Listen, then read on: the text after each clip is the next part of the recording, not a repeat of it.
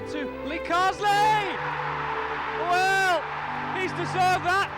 There's the celebration of David Moyes. The mover comes in. And on the back post, it's David Weir. And Everton are closing in on the Champions League.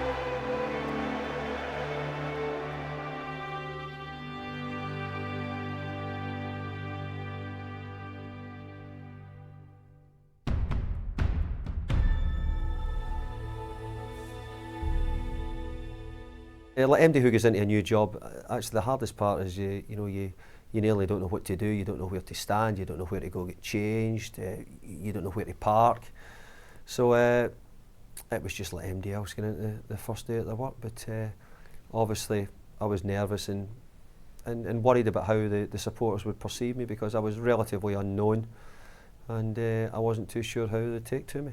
I still remember walking out and I was really nervous about it and anxious, but I think I had a situation where we had games we had to try and win. When I got the job, I knew I was into a sort of, if we don't get this sorted quickly, we could be in relegation trouble.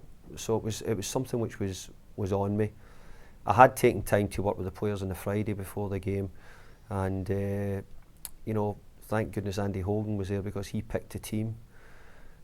From that, I sort of done a bits and pieces because we'd played Fulham a few times at Preston and we'd done quite well against Tigana's teams the year before, so I had an idea what we'd be up against, and it was very similar, and but it was a great welcome I got from the supporters. I mean, David hadn't been with us for much longer than 24 hours, and I remember phoning him on the Thursday and saying the good news is you're the manager of Everton. The bad news is you've got a press conference 7:30 at night, and it was then, as you know, he came out with the wonderful phrase, Everton are the people's club. I think to get a start the way we did was brilliant, and we nearly just kicked off up the pitch and we scored. So it got me off to a great start, and thanks to David Unsworth who got me that first goal.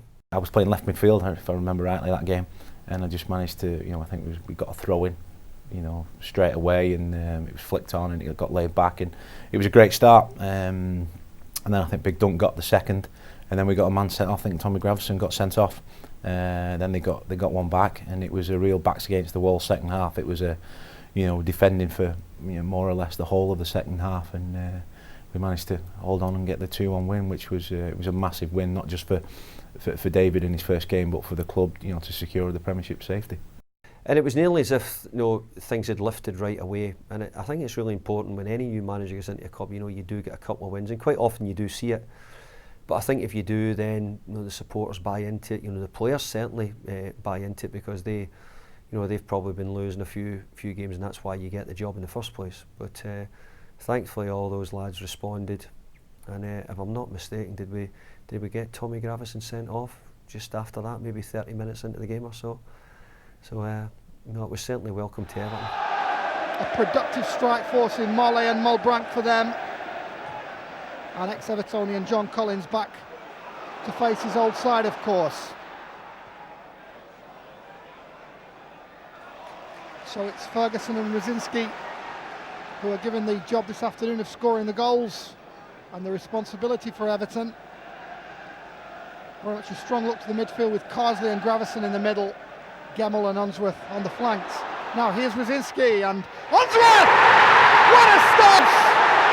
Incredible! David Unsworth starts the reign of David Moyes with a superb volley, edge of the box. And it doesn't get much better when you start your Everton career as manager. Welcome, Mr. Moyes. Under the David Moyes era here at Everton Football Club, scored this afternoon. Well, barely a minute on the clock.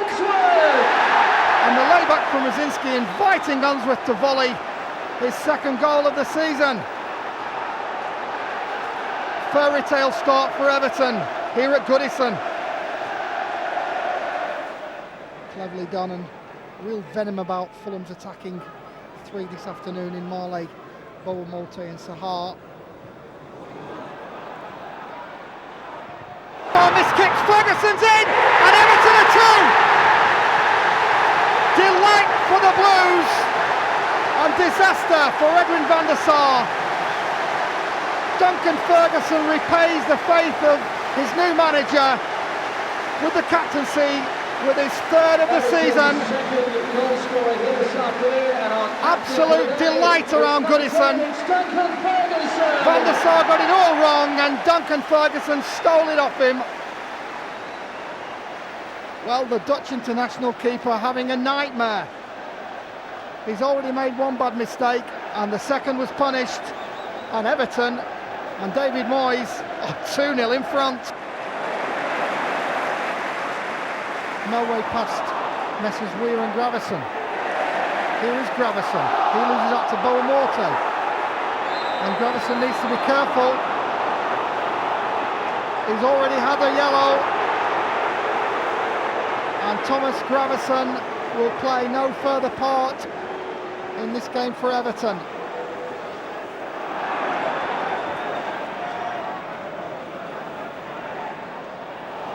Turns away from Hibbert, good movement and a good finish, and it's Malbranc. Lovely twist from Hales. David Moyes looking to set off on the right note for his new club. So much success at Preston North End, and now he's in the Premiership, and that's the first win for David Moyes' side. Everton survived the second half onslaught from Fulham.